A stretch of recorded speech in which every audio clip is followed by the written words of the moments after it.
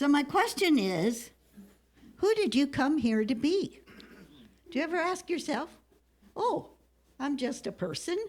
I have a job. I have a spouse maybe. I live in a house. I blah, blah, blah. Who did you come to be? And we've been talking about the authentic self. We're moving beyond the attachments. Whoa, finally. Those 5 levels of attachment we've been talking about, and we'll touch that today. The authentic self is the I am. And when we ask ourselves, am I in touch with my authentic self? Am I aware of my authentic self? Now, we remind ourselves that in the beginning of the book, we were talking about not perfection, potential. Anyone raised with a scorecard from your parents or your teachers or somebody that you could do more? There's only 4. I am so impressed where you went to school or where you lived. You could always do more. You could always do better. And so we had that feeling of not enough, not enough. And then we also, many times, got praised and supported for what we were doing. And that is not the authentic self. The authentic self is the I am, the spiritual you, the loving you, the generous you. It's not the grades you got. It's not how much money you made in the world. It's not many different things that we might measure. The authentic self is not measured. It is the spiritual I am, who you are, the truth of you, the real of you, the energy of you, the light of you. Now, often we've covered that up. And Miguel Ruiz Jr. talks about the smoky mirror. I love that image. That in the Toltec tradition, there's a smoky mirror visual that they use. That by all my attachments, I've lost touch with my authentic self. And it just gets darker and darker. The more expectations I have, the more disappointments, the more anger, the more judging I do, the mirror just gets smokier and smokier, and I can't see or feel or remember the real me, the I am. So today we're looking at, who did I come here to be, a smoky mirror or an authentic self? Well, we're learning how to wipe the mirror and find that true self, that inner energy that we all know. We feel it when we're walking under a beautiful tree, or we have hummingbirds, and we have a hummingbird beautiful feeder, and then we have a fuchsia hanging plant, and we have trees behind us that I didn't know. My friend who's done a lot of work in ecology and working with nature said those are hummingbird nesting trees. I live in, hallelujah, hummingbird nesting neighborhood because there's hundreds and hundreds of them. So when we see that, when we connect with nature, when we connect with an individual, when you look into someone's eyes like this, that's why I do this. I love to look in your eyes because you mirror back to me, my authentic self. When we look at the 5 levels of attachments, now I was thinking this morning, because we're all getting ready, at least our family is, for Thanksgiving. In our family, generations of the dressing that goes in the turkey. It's the great-grandmother to the grandmother to the mother to me. I remember the first time I had to make it. Oh, my God. I ended up in the garage crying. I can't do it. I can't do it. I did. My daughter, she's hosting Thanksgiving. My son-in-law grew up with stovetop stuffing. And guess what we have now? Which is stovetop stuffing. Now, am I attached? Why does he get to make because he's the son-in-law, and he married your daughter, thank you, God, and you have grandchildren who loves stovetop stuffing. What am I going to say about that? So the attachments can be like that, or they can be very, whoa, I am attached to this. Right and wrong. So when we realize that attachments, he says in the book, they are not rules. When we move and look at them, and we look beyond the attachments, the authentic self doesn't have rules or guidelines. It's a framework to find out, where am I in my life? Where am I in my life? How many of us are so busy in that mind? Oh, yeah.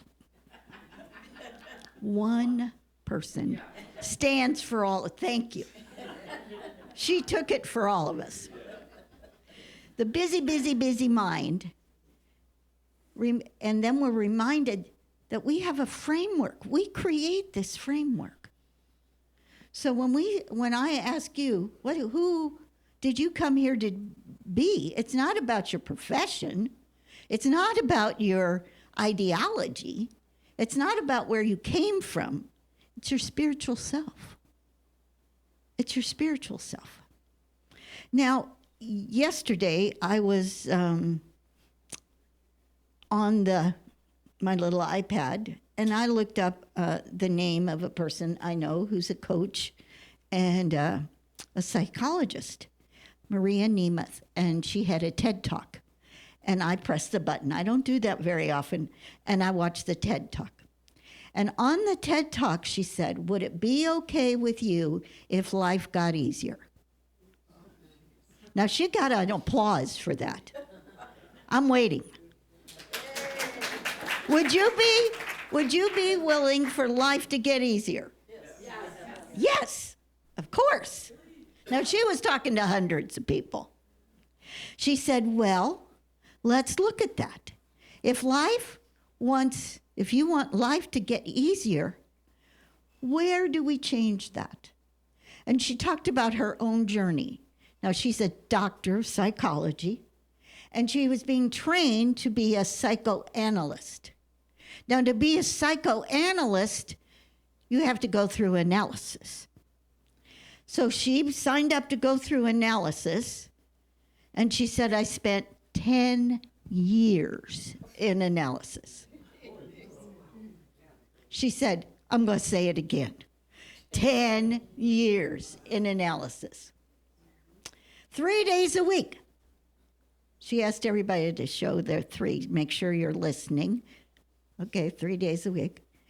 And laying on a couch, staring at the ceiling, wondering, what am I doing here? She said the first 2 years were pretty good because I did have some issues and I cleaned up some of my memories and did some forgiveness work and whatever. But she said those next years I just kept going round and round and round. I just came back to the same issues over and over. That would be called attached. She came back to those same issues. And she said, on my 40th birthday, with a latte in my hand, I said to myself, how do I want to be remembered? Do I want to be remembered as a woman with issues? No. How do we want to be remembered? What do we want to be remembered for? For our criticism? For our doubt? For our fear? For our anger? For our judgment? Generosity? Oh, there's one. So she said, she began to really ask herself, how can I change from this continual, and I call it like a loop. That's what it is in my head. It just goes like this. And we have one negative self-doubt, and then I know the route, actually. Do you know your own route? Okay, so I have that one negative thought, and then we go to the next one, and then we go to the next, and then it's like a loop. And eventually we're back again, and I might judge somebody else by this point, and they caused that, and they did that, and she said that, and blah, here we are. And my day's not going well. My day's not going well. In here, this is where it starts. right here. So she took the point of it, took the time to explain what happens in the brain with negative self-talk.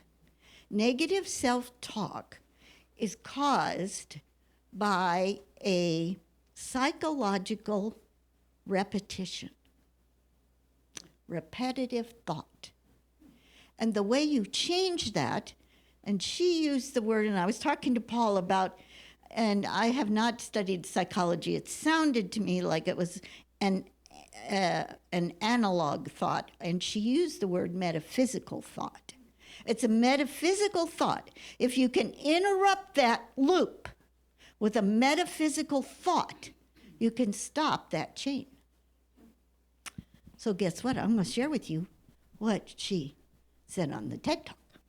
There's 3 steps. Are you ready? Ready. All right. How do we interrupt the negative self-talk that, of course, we created with a spiritual thought, metaphysical thought? We could call it many different things. Step 1 is think of someone that you admire. Think of someone that you admire and what you admire about them. So you might admire about them that they're always smiling. Or you might admire about them how they always stop to say hello or call and make sure you're okay. You might admire about them their generosity, how they're just always helping people or financially supporting groups of people. They're generous. And she said, they contribute. That is what you are looking for. People that you admire that contribute. And there are so many ways you can do that. With time, with money, with energy, with smiles, with so many different ways. So you identify someone you admire, what they contribute, and then you ask yourself, how does that connect to me? Because you could not recognize that in them if it wasn't in you. You couldn't recognize that in them if it wasn't in you. It wouldn't touch you. It wouldn't be a hold on your thought. So we're looking at someone who's making a difference. And it relates to you because you noticed it. And step 3 is go out and take an action on it right away. If you are acknowledging someone who smiles all the time, you just start being a smiling fool. You just smile at everybody because that is breaking this negative self-talk.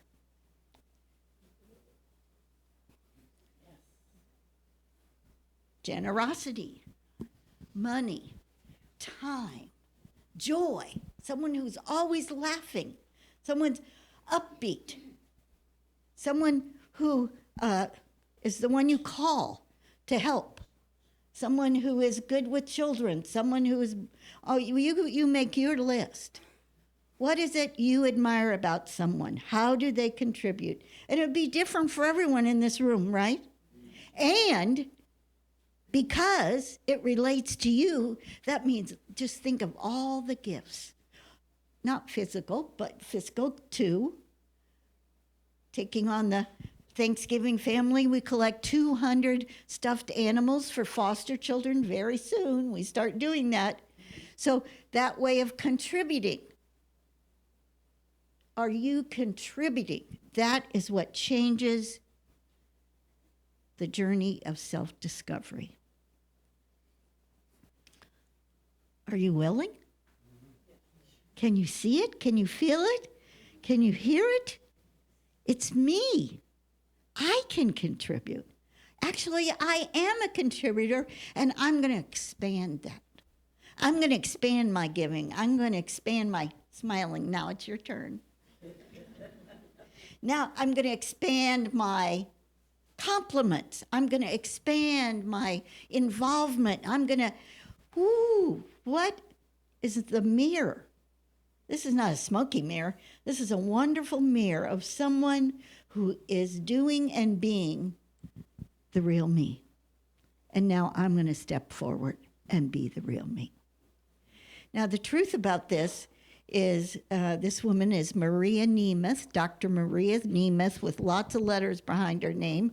She was a teacher, professor at the University of California, very well-known woman, has written a book called The Energy of Money. And she started, finally she left her position as a professor and started coaching people. And somehow, I have no idea how this happened, she began teaching a unity minister. And that unity minister told this person, and they told that person, and that. All of a sudden, all these people had gone to her workshops. And my very close friend, Claire Austin, who was the minister in Spokane, she said, "Victoria, you've got to go." Guess what my answer was? I can't. I can't. I don't. I just can't. Well, why not? Well, we have kids in college, and, I'm just starting a ministry. This was 20 plus years ago. I couldn't. So anyway, I went to the next conference that we have in Kansas City. I went to her talk. She was good. And you could write your name down if you wanted to find out more information. So I put my name on the whatever. And then they sent out a letter, and I didn't answer the letter because I couldn't go. So she called me. Maria Nemeth called me. "Victoria, I see that you put your name on this piece of paper. We sent you a letter and you never replied."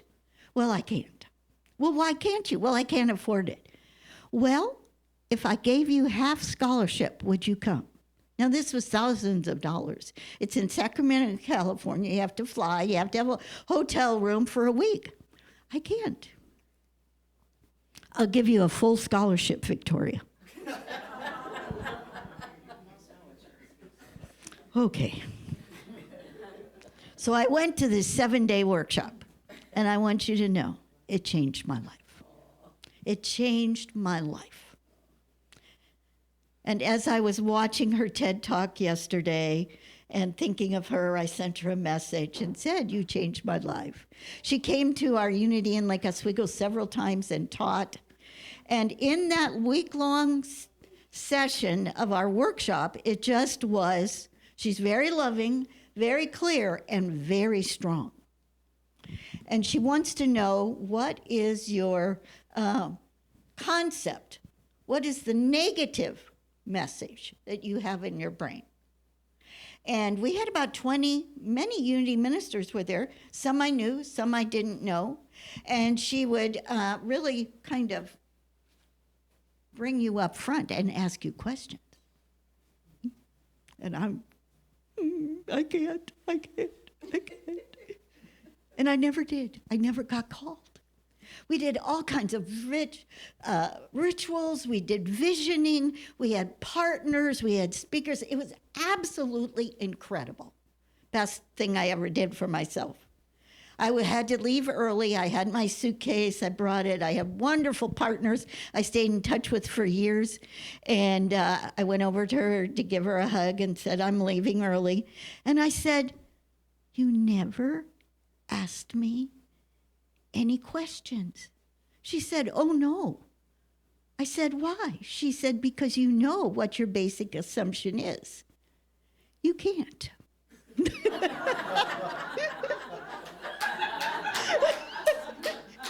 And she said, "And that's mine too. And that's why we do so much. Because we're proving we can." We often do the opposite of what our assumption is, our basic assumption. So as I was telling Paul in the car as we were driving here, I was just giggling. Because here I am. I can't do this. And of course I can. Of course, that negative loop that just goes round and round and round. And how do I break it? By looking at someone that contributes in a way like Dr. Maria Nemeth, that now has changed thousands and thousands of lives. The small group I was in, I'll end with this story. The small group I was in, that her book had just come out, and she had just made a proposal to the Oprah Winfrey Show. She said, okay, everyone hold with me. And a year later, I'm in Wisconsin, taking care of my little grandsons. Stephanie had just had baby Sam. I'm sitting watching Oprah, which I rarely get to do. And there's Maria Nemeth helping a young couple learn how to change their negative thoughts about money and how to create a new energy in their lives. So here we are. Who did you come here to be? Would you be okay if your life got easier? A little bit? A tiny bit? These three people over here? Would it be okay with you if your life got easier? And would you be willing? Would you be willing to take steps to stop the negative loop in your brain? Would you look at attachments and realize 90% of our attachments are not helpful? We might say 100. How many of us have moved across the country, let things go, remarried, had different ideas, became a changed person, went through a whole different kind of metamorphosis? All of us, in some way or another, went through a metamorphosis. Doesn't mean you remarried or moved across the country, but we did go through a metamorphosis. And that is the realization we are a spiritual being. So if Miss Wonderful Angela would come, we're going to do some breathing. So move around in that chair. Get comfy. If your purse is in the way, if your top is tight around the neck, just move around.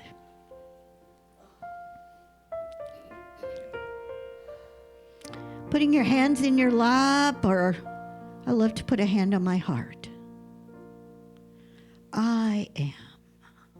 Saying it to yourself, I am. It's the truth. I am a spiritual being in a human body, walking the planet. I have come here to be.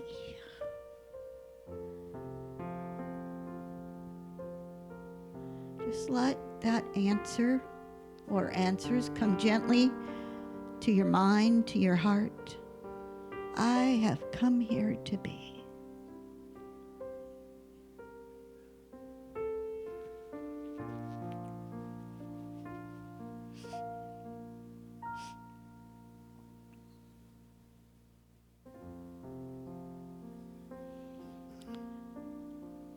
My word is sink into that remembering. May have been a while since you thought about it. I have come here to be.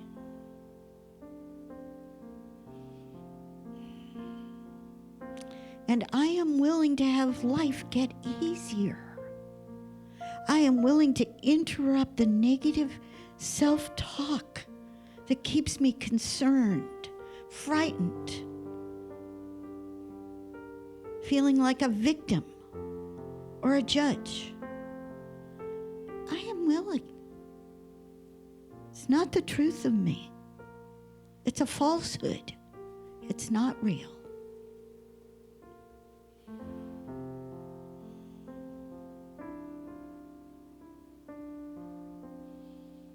So I let that energy just fall off my shoulders. Oh, feels so good.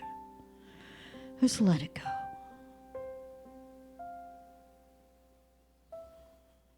No right or wrong, no good or bad, just is.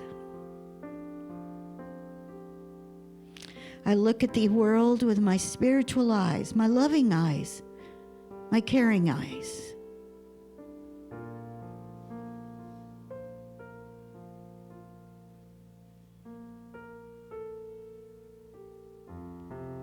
And in your own words, in your own way, acknowledging, I came here to be my authentic self.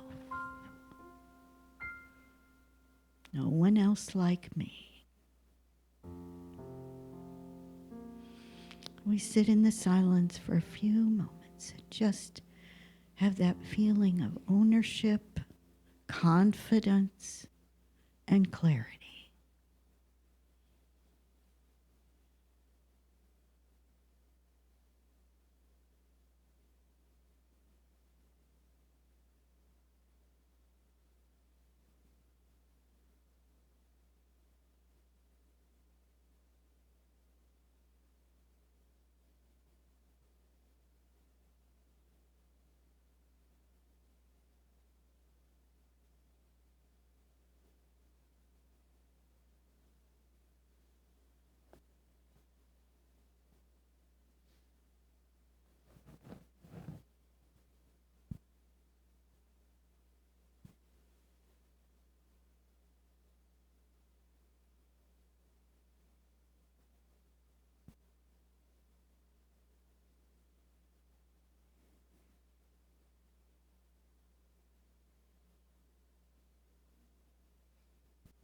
Thank you, Universal Presence, for this time to remember. I am more. I am more than you can see. I am more than anyone else knows. I am.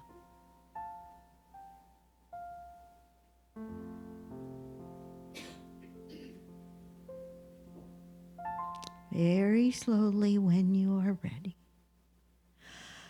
I say, open your eyes just so softly, cat eyes just kind of blinking, light so bright. Just, when I'm ready. Sigh of relief. And all is well. And all is well. It is done. Thank you. Thank you. Thank you.